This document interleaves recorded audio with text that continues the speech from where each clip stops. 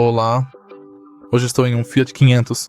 Neste vídeo, vou mostrar como mudar o idioma do sistema. No início, olha para a tela do display. E agora toca no ícone do carro. Vá para as configurações e entre em display. Acesse Idioma e selecione um novo idioma para o seu sistema na lista.